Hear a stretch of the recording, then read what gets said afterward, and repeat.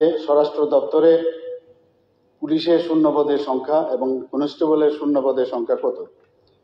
উত্তর হচ্ছে 31/10/2024 ইংরেজি তারিখে যে তথ্য আমার কাছে আছে সেখানে বর্তমানে রাজ্যের স্বরাষ্ট্র পুলিশ দপ্তরে বিভিন্ন পদে মোট শূন্যপদের সংখ্যা 7,323টি এবং এর মধ্যে কনস্টেবল মধ্যে পুরুষ ও মহিলা এর শূন্যপদের সংখ্যা মোট 2,125টি।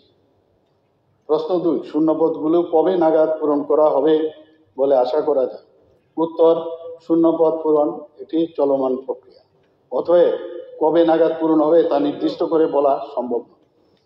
তবে কনস্টেবল সহ রাজ্য পুলিশের বিভিন্ন স্তরে শূন্যপদ পূরণের জন্য যে ব্যবস্থাগুলো গ্রহণ করা হয়েছে, ত্রিপুরা লোকসভা আয়োগের মাধ্যমে রাজ্য পুলিশের 218টি সাব ইন্সপেক্টর আনআর্ম এবং আর্ম এবং সেখানে পুরুষ ও মহিলা এর শূন্যপদ পূরণের উদ্যোগ গ্রহণ করা হয়েছে।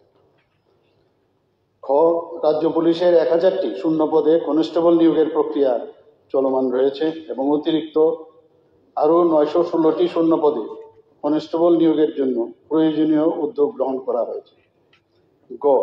অ্যাডহক প্রমোশনের মাধ্যমেও রাজ্য পুলিশের বিভিন্ন স্তরে শূন্যপদগুলো পূরণের ব্যবস্থা গ্রহণ করা হয়েছে। সাপ্লিমেন্টারি স্যার যা 52 তা 53 চলমান, এটা 7 বছর চলমান। আমার বক্তব্য হলো, মাননীয় মুখ্যমন্ত্রী বলেছেন 7,323টা পোস্ট খালি আছে, তার মধ্যে কনস্টেবল 2,125, বাকিটা চলমান, এটা চলবে। পৃথিবী ঘুরছে, আমাদের প্রক্রিয়া চলছে। স্যার, আমি মাননীয় মুখ্যমন্ত্রীকে বলবো, আমরা যখন পুলিশে খবর নিই, যাই কোনো কাজে যাই, বলে স্টাফ নেই, সবখানে স্টাফ নেই, সব ডিপার্টমেন্ট স্টাফ নেই। কিন্তু এই যে 7,323টা পদ খালি আছে, ক্রিয়েশন করতে হবে, এটি খালি আছে শূন্য পদ, এগুলি অতি সত্য কনস্টেবল শুদ্ধ এবং চলছে চলবে, এটা হতে পারে। স্যার, চলমানের সম্পর্কে একটা কথা বলি, মাননীয় স্বরাষ্ট্রমন্ত্রী এসেছিলেন, ভালো কথা, এবিসি মিটিং হয়েছে, আমাদের ফান্ড কিছু নষ্ট হয়েছে, এটা ভালো কথা। কিন্তু দুর্ভাগ্যের ব্যাপার, 21 তারিখ মিটিং ছিল, 22 তারিখ একটা টিসিএস পরীক্ষা ছিল আমাদের Tripura Supplementary please. Supplementary Regarding এখানে আপনি যখন স্যার ধানবাদদের সিটের বিষয় তখন বলেন না, আমি আপনাকে বলছি, প্লিজ specific question. স্পেসিফিক, এটা স্পেসিফিক স্যার, আপনি বুঝতে ভুল হচ্ছে। আমি যেটা বলছি, এইগুলো টিবিএসসির পরীক্ষা 22 তারিখ ছিল, এটা দিল আনডেফিনিট পিরিয়ডের জন্য, সাবজেক্ট ম্যাটার না, সাসপেন্ড করে দিল। স্যার, আমি বলছি শূন্য পদগুলি অনতিবিলম্বে রাজ্যের স্বার্থে ল অ্যান্ড অর্ডার কনসার্ন এগুলি পূরণ করা হবে কিনা দ্রুত। ওকে, রঞ্জিত বাবু।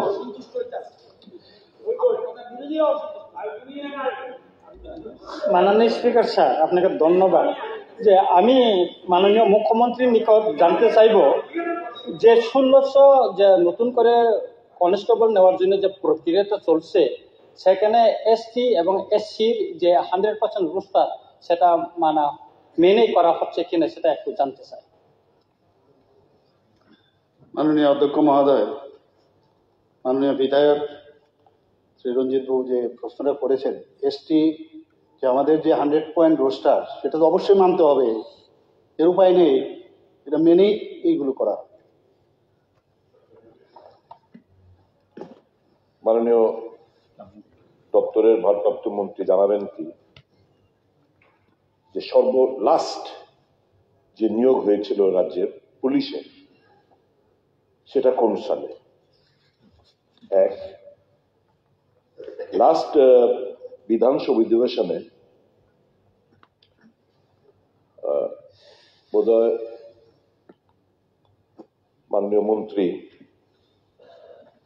ম্যানপাওয়ার একটা বলেছিলেন যে 194 জন এসআই মেন এবং এসআই ওমেন 24টি পোস্টের জন্য ইতিমধ্যে টিপিএসসি উদ্যোগ গ্রহণ করেছে।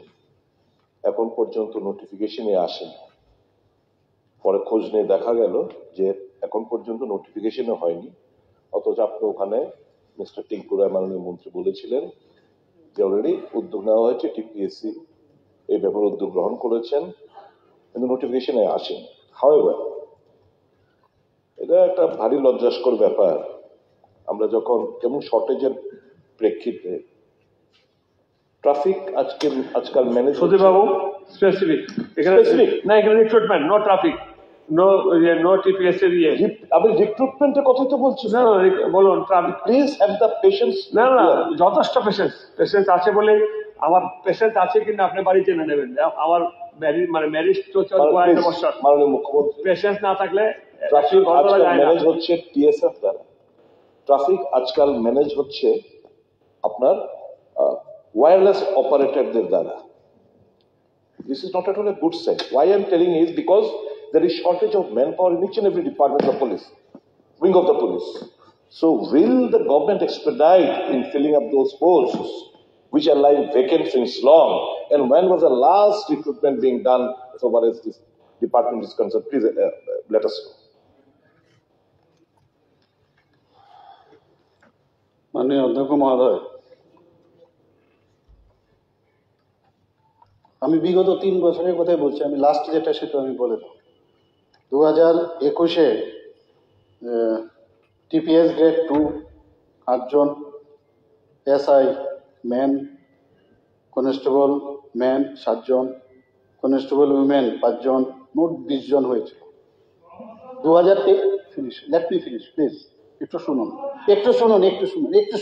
শুনুন, আমি আসছি। 2023 লাস্ট যেটা হয়েছে সেখানে 22 জন মোট নেওয়া হয়েছে। আমাদের কনস্টেবল ম্যান 10 জন আর কনস্টেবল উমেন 12 জন। মোট গত 3 বছরে আমরা নিতে পেরেছি। আর 1000 যেটা আমরা বলছি পুলিশ কনস্টেবলের যে নিয়োগ প্রক্রিয়া অলরেডি চলছে। ভাইভাও শেষ হয়ে গেছে, এর মানে থিওরি শেষ হয়ে গেছে, ভাইভা শেষের পথে। আমি 3টা বছরের আমি দিলাম।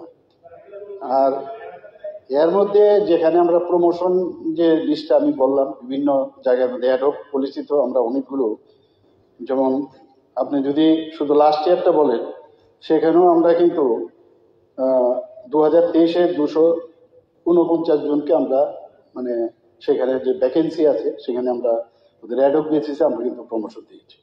তো টোটাল আমরা 693 জন।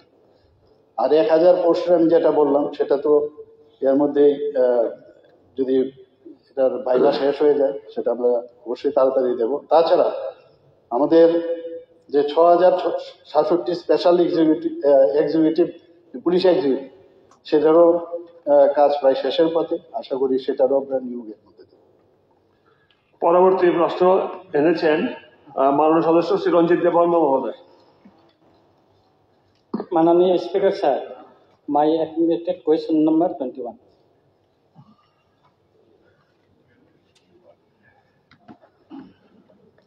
মাননীয় অধ্যক্ষ মহোদয়, মাননীয় বিধায়ক শ্রী রঞ্জিত দেববর্মার যে প্রশ্ন 1 নম্বর, জাতীয় সড়কের উভয় পাশে স্থায়ী ও অস্থায়ী দোকান এবং বাজার গড়ে ওঠায় দুর্ঘটনায় যে সমস্যা দাঁড়িয়েছে তা নিরসনের জন্য দপ্তর থেকে কোনো উদ্যোগ গ্রহণ করা হয়েছে কিনা?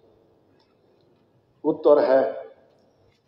জাতীয় সড়কের উভয় পাশে রাইট অফ ওয়ে এর বর্তমানে যে স্থায়ী ও অস্থায়ী দোকানপাট খুলে বসেছে এবং বাজার গড়ে ওঠার দুর্ঘটনার যে সমস্যা দাঁড়িয়েছে তা নিরসনের জন্য দপ্তর হাইওয়ে অ্যাডমিনিস্ট্রেশন কর্তৃক তাদের বিরুদ্ধে section 26(2) control of national highway land and traffic act 2002 অনুযায়ী প্রয়োজন ভিত্তিক ব্যবস্থা আইন অনুসারে নেওয়া হয়। মাননীয় speaker sir, supplementary sir, 108B national highway, এটা লেম্বুসরা থেকে খোয়াই পর্যন্ত। আমি পরশুদিন ইয়েতে গেছিলাম কমলপুরে জামথং এলাকায়। সেখানে মানিকবান্ধার যে চৌমুনিটা, সেখানে রাস্তার উপর গাড়ি পার্কিং করে আছে, সেখানে বোট সাইকেল, সেখানে বাস এবং প্রাইভেট কারগুলি, সেখানে অটো, এগুলি পার্কিং করে আছে। ওইখানে যদি আপনি যদি যান সেখানে খুব মানে যাওয়াটা অনেকক্ষণ সময় লেগে যায়, এই যে সামান্য এই জায়গাটা। আর দ্বিতীয়ত হচ্ছে যে লেম্বুসরা থেকে পর্যন্ত যে রাস্তা বোট সাইডে যেটা ন্যাশনাল হাইওয়ে অ্যাকোয়ার করে নিয়েছে, আমি যতটুকু জানি যে ন্যাশনাল হাইওয়ে 80 মিটার রাস্তা অ্যাকোয়ার করে নিয়েছে বলে, এবং তারা এটা তাদের নিজস্ব সম্পত্তি। ওইখানে বাড়িঘর থেকে শুরু করে ব্যবসা বাণিজ্য, তারপরে স্থায়ী অস্থায়ী অনেক দোকান গড়ে উঠছে। কোনো কোনো জায়গায় যেগুলি লোহার পাট বসানো হয়েছে রাস্তার কিনারে, ওইগুলো উঠায় ফেলানো হয়েছে ইতিমধ্যে। কোনো কোনো জায়গায় বন বিভাগ থেকে রাস্তার কিনারে যেগুলি গাছ লাগানো হয়েছে এগুলি উঠে নেওয়া হচ্ছে। তা আমার কথা হচ্ছে এইগুলি ন্যাশনাল হাইওয়ের না করে আমাদের ডিএম বা এসপি, পুলিশের এসপির মাধ্যমে বা এসডিএম এর মাধ্যমে ওই বিষয়টা যদি নোটিশ দিয়ে তাদেরকে এখান থেকে সরানো হয়, তাহলে মানে দ্রুত এগুলি বিভিন্ন অ্যাক্সিডেন্ট হওয়া থেকে আমাদের এগুলি বাঁচতে পারবো বলে। আর ম্যাক্সিমাম ওই জায়গাতে মানে অ্যাক্সিডেন্টটা হচ্ছে স্যার। লেম্বুসরে তো মারাও গিয়েছে এখানে, তারপরে রাস্তার ওই রকম প্রতিদিন কোনো না কোনো এলাকায় হচ্ছে।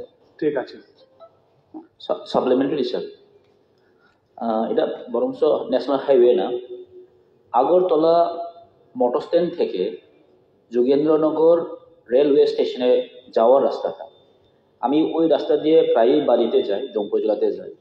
সেখানে যোগেন্দ্রনগরে প্রায় সবসময় জাম থাকে ট্রেন স্টেশন থাকার পরে। তো ওইখানে মানে অত্যন্ত জাম হয়। কোনো সময় অফিসের লোকরাও আমাদেরকে বলে, যারা স্টাফ আছে, আর ওইখানে আমরা কোনো মতেই টাইম মেনটেন করা যায় না, প্রায়ই জাম থাকে। কারণ ওইখানে প্রচন্ড অস্থায়ী যেটা দোকানগুলো আছে, তো তার জন্য কিছু ব্যবস্থা যদি করা হয় তাহলে ন্যাশনাল হাইওয়ে না, কিন্তু বরঞ্চ তো ওইখানে এরকম ইয়া। ঠিক আছে, সাপ্লিমেন্টারি স্যার। স্যার,